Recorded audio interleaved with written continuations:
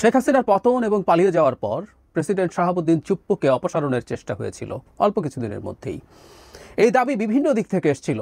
বিশেষ করে আমরা খেয়াল করেছি তখন এনসিপি হয়নি, বৈষম্য বিরোধী ছাত্র আন্দোলন এবং জাতীয় নাগরিক কমিটি ছিল, তাদের দিক থেকে দাবি তোলা হয়েছে, বেশ সময়সীমা বেঁধে দেওয়া হয়েছিল শহীদ মিনার থেকে, আমাদের সম্ভবত মনে থাকার কথা।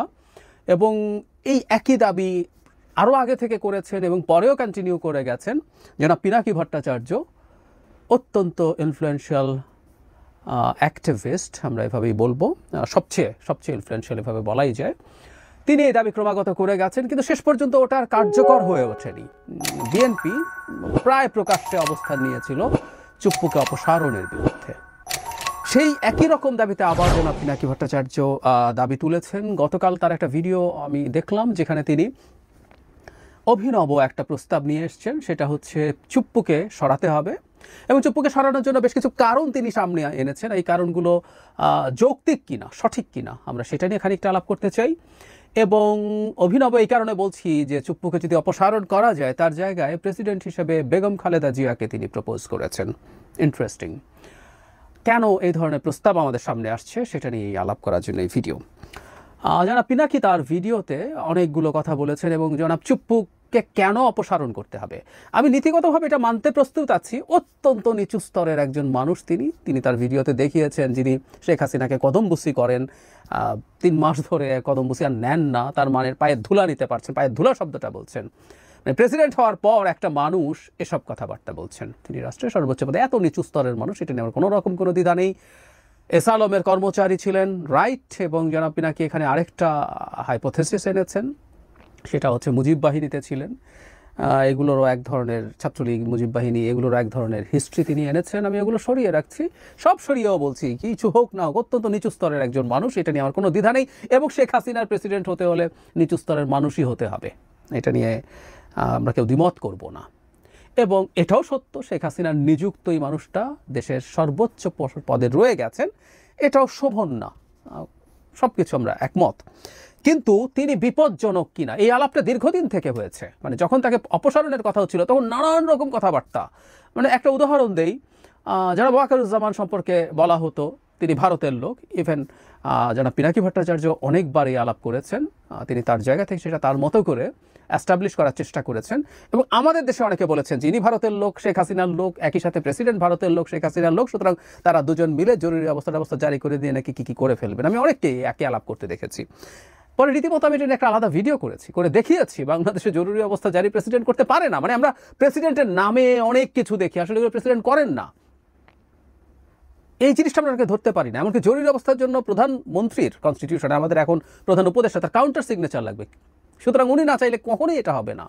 ধরুন যে কোনো দণ্ডপ্রাপ্ত আসামিকে ক্ষমা করে দিতে পারেন প্রেসিডেন্ট। রাষ্ট্রপতির ক্ষমা বলে আমরা একসময় ছোটোবেলায় রাষ্ট্রপতিকে গালিগালাজ করতাম যে রাষ্ট্রপতি এটা এই বিরাট খুনিকে ক্ষমা করে দিয়েছে। উত্তর হচ্ছে সব প্রধানমন্ত্রীর ক্ষমা। কনস্টিটিউশন আর্টিকেল 48(3 খুব ক্লিয়ারলি লেখা আছে, খুব বেসিক কনস্টিটিউশন আন্ডারস্ট্যান্ডিং আমাদের যারা আছে আমরা তারা জানি যে দুটো কাজ, একটা প্রধানমন্ত্রী নিয়োগ করা এবং আরেকটা হচ্ছে প্রধান বিচারপতি নিয়োগ করা। এই দুটো বিষয় ছাড়া তার আর কোনো রকম কোনো ব্যক্তিগতভাবে সিদ্ধান্ত নেওয়ার ক্ষমতা নাই, কোনোভাবেই নাই। মানে একটা বিল তার কাছে পাঠালে তিনি ওটা একবার বিবেচনার জন্য বলতে পারেন, আর তিনি যদি সেটা না পাঠান, নিজের কাছে রেখে বসেও থাকেন, এটা 15 ডেজ পরে সিগনেচার হয়ে গেছে বলে ধরে নেওয়া হবে। এই হচ্ছে প্রেসিডেন্টের ক্ষমতা। আর অর্থ বিল মানে যদি হয় সেটা তিনি ফেরতও পাঠাতে পারবেন না, একটু রিকনসিডার করো, সেই ক্ষমতাও তার। মানে ফাতেহা পড়া কবরে গিয়ে শাহাবুদ্দিন আহমদ বলেছিলেন এছাড়া আর কোনো কাজ নেই, ট্রুলি কোনো কাজ নেই। এই রাষ্ট্রপতি চুপ্পু থাকাটা অসুন্দর, কিন্তু চুপ্পু থেকে কোনো ক্ষতি করতে পারবে এই আর্গুমেন্ট একেবারেই ভুল, একেবারেই ভুল। জনাব পিনাকি চুপ্পুকে না সরানোর কারণে কি ক্ষতি হচ্ছে বলে বলছেন যে কিছুই করা যাচ্ছে না, না জুডিশিয়ারিতে, না পুলিশে, না প্রশাসনে, না সেনাবাহিনীতে, মানে কিছুই নাকি করা যাচ্ছে না। এবং তার ভাষ্য মতে জুলাই সনদ করা যাচ্ছে না, সংস্কার করা যাচ্ছে না, এই সব কিছুর পেছনে নাকি চুপ্পু। ইয়াস, উনি এগুলো বলেছেন। একটা কথা খুব স্পষ্টভাবে আমরা বলতে চাই, এই যা করা যাচ্ছে না, যা করা হচ্ছে না, এগুলোর প্রত্যেকটার দায় ডক্টর ইউনূস সরকারের এবং ডক্টর ইউনূসের। সোজা সাপটা কথা, কোনো কিছু করার ক্ষেত্রে কোনো ব্যারিয়ার তৈরির ন্যূনতম ক্ষমতা চুপ্পুর নেই। আই রিপিট, এইসব কোনো ক্ষেত্রে কোনো রকম ব্যারিয়ার তৈরি করার ন্যূনতম ক্ষমতা চুপ্পুর নেই। এবং এই চুপ্পুর আগেও ওর মেরুদণ্ড আগেই ছিল না, কিন্তু শেখ হাসিনার পালিয়ে যাওয়ার পর উনি এখন যে জায়গায় আছেন ওটা কিছু নাই, ওটার অবস্থা আরও খারাপ। উনি সরকারের কাজে বাধা দেবেন, এই গাটস হবে আমাদের কমন সেন্স কি বলে? No way, no way. সুতরাং যাবতীয় ব্যর্থতার দায় যদি হয় সেটা ডক্টর ইউনূসের। বাই এনি চান্স চুপ্পুকে ভিলেইন বানানোর মাধ্যমে, বলির পাঠা বানানোর মাধ্যমে ডক্টর ইউনূসের দায় মুক্তির চেষ্টা হচ্ছে কিনা সেটা দেখতে হবে। সংসদে ভাষণ দেবেন তিনি, তার ভাষণের উপর ধন্যবাদ প্রস্তাব হবে। হ্যাঁ, উনি সংসদে ভাষণ দেবেন প্রথমবার, এটা ঠিক আছে, কিন্তু ধন্যবাদ প্রস্তাব হবে। সংসদে ভাষণটা আসলে কে দেয়, কে লিখে দেয়? মানে খুব হাসির ব্যাপার, মানে প্রেসিডেন্টের এই ক্ষমতাও নাই যে তিনি একটা ভাষণ লিখে সেটা পার্লামেন্টে পড়ে আসবেন। ইয়াস, এটা মন্ত্রী পরিষদের লিখিত একটা ভাষণ, মন্ত্রী পরিষদে পাশ হয়, উনি গিয়ে এটা পড়ে আসেন। সো এই ভাষণটাও আসলে যদি পরবর্তী নির্বাচনে বিএনপি যেতে বা যেই জিতুক, তার লেখা ভাষণ তিনি গিয়ে পড়বেন। সুতরাং ধন্যবাদ প্রস্তাবের আলোচনা হবে ওই কন্টেন্টের ওপরে, এখানে চুপ্পুর কোনো কন্টেন্ট নেই। তার কাছে সংসদ সদস্যরা শপথ নেবেন, এটা কে তিনি জনাব পিনাকি ভট্টাচার্য ভালোভাবে দেখেন না। আমরা একটু জেনে রাখবো, পার্লামেন্টের সদস্যদের শপথ আসলে মানে আমাদের আইন অনুযায়ী স্পিকার সেটা পড়ান। এখন টেকনিক্যালি শিরিন শারমিন চৌধুরী আমাদের স্পিকার কিনা এই আলাপটা সাংবিধানিকভাবে আছে, পরবর্তী সংসদে পরবর্তী স্পিকার হওয়া পর্যন্ত কিন্তু তার দায়িত্ব থেকে যায়। হ্যাঁ, এটা সত্য, রাষ্ট্রপতি ক্যাবিনেটকে শপথ পড়াবেন। আমাদের সামনের মন্ত্রিসভা যেটা হবে তাকে তিনি ক্যাবিনেট সেটা শপথ পড়াবেন। এবং আবারও আমি একমত, সেটা সুন্দর না, চুপ্পু যত কাজই করবে এটা সুন্দর না, কিন্তু চুপ্পু ক্ষতিকর দেশকে ধ্বংস করে ফেলছে এই আর্গুমেন্টটা আটারলি রং। আমরা দেখলাম তো এই 10 মাস চলে গেল, 11 মাস চলে গেল, চুপ্পু আর জনাব ওয়াকার মিলে দেশকে কোথায় কী ঝামেলা করেছেন, জরুরি অবস্থা জারি করা থেকে শুরু করে ইত্যাদি ইত্যাদি, নাথিং হ্যাপেন্ড। এখন বেগম খালেদা জিয়াকে রাষ্ট্রপতি করার প্রস্তাব তিনি আনছেন। বেগম খালেদা জিয়া রাষ্ট্রপতি হবেন, বাংলাদেশের প্রথম নারী রাষ্ট্রপতি, এটা আসলেই অসাধারণ ব্যাপার, কোনো সন্দেহ নেই। এবং তার মতো একজন ব্যক্তিত্ব যিনি বাংলাদেশের গণতান্ত্রিক লড়াইয়ে দীর্ঘ লড়াই করে গেছেন। আমি বেগম খালেদা জিয়ার ত্যাগ নিয়েও আলাদাভাবে কথা বলেছি, যিনি মারাত্মক জটিল রোগে আক্রান্ত হয়ে সরকারের সাথে কম্প্রোমাইজ করেননি, লড়াই করে গেছেন, জেলে থেকেছেন, তখনও কোনো রকমভাবে দলকে একটা পাতানো নির্বাচনে পার্টিসিপেট করানোর চেষ্টা থেকে দূরে ছিলেন। মানে ইনর্মাস সেই এরশাদের সময় থেকে, মানে আমি প্রায় বলি যে জিয়াউর রহমান তো আসলে রাজনীতিবিদ ছিলেন না, তিনি একজন রাষ্ট্রপতি ছিলেন, সেখানে থেকে একটা দল তৈরি করেছেন, সেখানেও তার বিরাট ক্রেডিট আছে, ক্ষমতায় থাকলেও এরশাদ তার দ্বিগুণ ক্ষমতায় থেকেও তার কাছাকাছিও কোনো দল তৈরি করতে পারেনি। কিন্তু বিএনপি ট্রুলি একটা রাজনৈতিক দল হয়ে উঠেছিল বেগম খালেদা জিয়ার হাত ধরে। একজন সাধারণ গৃহিণী থেকে তিনি এই অসাধারণ অর্জন করেছেন, প্রাইম মিনিস্টার ছিলেন 3 বার, এবং অসাধারণ হবে তিনি যদি প্রেসিডেন্ট হন। কিন্তু আমাদের প্রশ্ন হচ্ছে, তাকে কেন এই সরকারের চুপ্পুকে সরিয়ে প্রেসিডেন্ট হতে হবে? আমরা মোটামুটি চোখ বন্ধ করে বলে দিতে পারি বিএনপি ক্ষমতায় আসছে। বিএনপি ক্ষমতায় আসছে আসলে এটা বিরোধীরাও জানে। আমি প্রায় দেখি বিরোধীরা বলেন বিএনপি তাড়াতাড়ি নির্বাচন চায় কারণ বিএনপি ক্ষমতায় এসে লুটপাট করতে চায়। তার মানে তারাও বলছে বিএনপি ক্ষমতায় আসবে, বোঝে। তো তাই যদি হয় বিএনপি তাদের নিজেদের ভোটে বেগম খালেদা জিয়াকে রাষ্ট্রপতি বানাবেন, একটা নির্বাচিত সংসদ, এখন অবশ্য এই সংসদের এখনও রাষ্ট্রপতি কীভাবে নির্বাচিত হবে পুরোপুরি সম্ভবত শেষ হয়নি আলোচনা। এই পার্লামেন্টের ভোটের বাইরেও একটা ডিফারেন্ট ইলেকট্রাল কলেজের আলাপ আছে, যেখানে লোকাল গভর্নমেন্টকেও ইনক্লুড করার আলাপ আছে।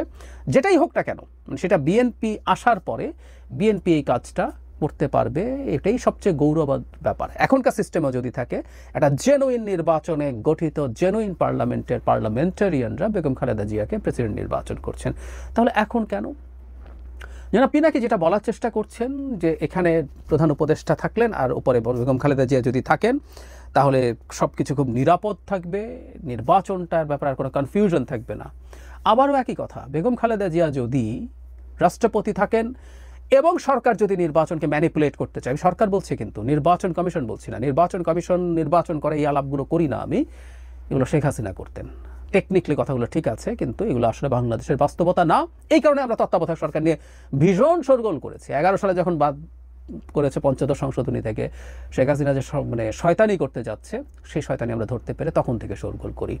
সো তখন যদি ডক্টর ইউনূস সরকার বা তার সরকারের একাংশ নির্বাচনকে ম্যানিপুলেট করতে চায়, বেগম খালেদা জিয়া ঠেকাতে পারার কোনো কারণ নেই, কোনো কারণ নেই। রাষ্ট্রপতির ওই ক্ষমতাই নেই। সুতরাং এগুলো প্রত্যেকটাই আসলে কোনোভাবে যৌক্তিক না তাকে এখন করানোর জন্য। বরং এখন রাষ্ট্রপতি যদি তাকে করাতেও হয়, এটাও একটা স্পেশাল র্যাটিফিকেশন পরে লাগবে আইনগতভাবে, এটা অসাংবিধানিক এবং বেআইনি হবে। কারণ একজন রাষ্ট্রপতি যদি চলে যান, নতুন রাষ্ট্রপতি নির্বাচন করে সংসদ, এখন সংসদ নেই, সো বেগম খালেদা জিয়াকে রাষ্ট্রপতি হিসেবে যে নিযুক্ত করা যাবে না তা না। তখন আবার আমাদের তো অনেক কিছুর ক্ষেত্রেই সাংবিধানিক রীতি আমরা ভেঙেছি, সংবিধানকে লঙ্ঘন করেছি। যেমন আমি প্রায় বলি 3 মাসের মধ্যে নির্বাচন হওয়ার কথা ছিল, সেটা তো হয় নাই, সো এটা র্যাটিফাই করতে হবে। এরকম আরও বেশ কিছু জিনিস করতে হবে। তখন বেগম খালেদা জিয়া যে রাষ্ট্রপতি হলেন সেটাকেও র্যাটিফাই করতে হবে। দরকারটা কি? এটা কোনো দরকার নেই, বরং বেগম খালেদা জিয়া তার সাংসদদের ভোটে প্রধানমন্ত্রী নির্বাচিত হবেন, এটা বেস্ট অপশন। কেন জনাব পিনাকি ভট্টাচার্য এভাবে এটাকে প্রপোজ করছেন? আমি ধারণা করি চুপ্পুকে সরানোর জন্য আবার একটা চেষ্টা, এবং এই চেষ্টাটাকে খানিকটা লেজিটিমেসি দেওয়ার জন্য দুটো কাজ তিনি করেছেন। একটা হচ্ছে অনেক ক্ষতিকর চুপ্পু, সেটা বোঝানোর চেষ্টা, যেটা একেবারেই ভুল তথ্য। আর বেগম খালেদা জিয়াকে এখানে প্রপোজ করার মাধ্যমে বিএনপির অন্তত কিছু মানুষের এক ধরনের সহানুভূতি পাওয়া যায় কিনা, সো দ্যাট মাঠে আমি ধারণা করি আবার এই দাবিটা আনা তাদের জন্য, বা কেউ আনবে তাদের হয়ে। তার সাথে অনেকেরই যোগাযোগ আছে। আর বলেছি উনি একজন গুরুত্বপূর্ণ, অতি প্রভাবশালী ইনফ্লুয়েন্সার, অ্যাক্টিভিস্ট, তার প্রচুর ভক্ত আছেন, সমর্থক আছেন, তারা নামবেন। সাথে যদি বিএনপিও যুক্ত হয় সেটা হতে পারে। আর আরেকটা কারণ এটা হওয়ার সম্ভাবনা আছে, আমরা সাম্প্রতিক সময়ে জনাব পিনাকি ভট্টাচার্যকে খুবই বিএনপির বিপরীতে অবস্থান নিতে দেখেছি নির্বাচনের প্রশ্নে। এটাও খুবই ইন্টারেস্টিং। তিনি নির্বাচনটাকে কম সময়ের মধ্যে চাওয়াটাকে এমনভাবে ন্যারেট করেছেন যে এটা ভারতীয় এজেন্ডা, এবং যারা এটা চাইবেন তারা ভারতের দালাল। ইনফ্যাক্ট আমি নিজেও নির্বাচন আর্লিতে ঠিক একই রকমভাবে ট্যাগড হয়েছি। তার অনেক ফলোয়ার্স, অনেক ভক্ত, তারা এটাকে খুবই ভালোভাবে নিয়ে যেখানে প্রয়োজন সেখানে ঠিক একইভাবে বলে গেছেন। আমরা তারপরে এটা ব্যক্তিগতভাবে আমার কাছে খুব ভালো লাগে যে তিনি অন্তত এখন এই যে নির্বাচন ফেব্রুয়ারিতে হওয়ার সম্ভাবনা আছে, তিনি একটা ভিডিওতে ফেব্রুয়ারিতে নির্বাচন হলে ভালো হবে বলছেন, যেটা আদতে তার আগের যে অবস্থান, এটাও খুবই দ্রুত নির্বাচন। তিনি তো চেয়েছিলেন যে 5 বছর সরকার থাকবে, সেটারও একটা ফর্মুলা তিনি দিয়েছিলেন, তাতে ভারতের আধিপত্যবাদ বা সব কিছুকে মোটামুটি সামলে পরবর্তী সরকার আসতে পারবে। কিন্তু তার জায়গায়ও এখন তিনি ফেব্রুয়ারিতে নির্বাচন অ্যাগ্রি করছেন, এবং সেটা এক অর্থে মানে বিএনপি যা চাইছে, ইভেন শুধু বিএনপি না, মানে এই নির্বাচনটা সেনাপ্রধান চেয়েছেন, তিনিও, এবং যারা চেয়েছে প্রত্যেকে তো আসলে দালাল হয়ে গিয়েছিল ভারতের। কিন্তু তিনি এখন এই ব্যাপারে অ্যাগ্রি করছেন আমরা ধারণা করি, এবং এই নির্বাচনটা ফেব্রুয়ারির দিকে তার সমর্থন আছে।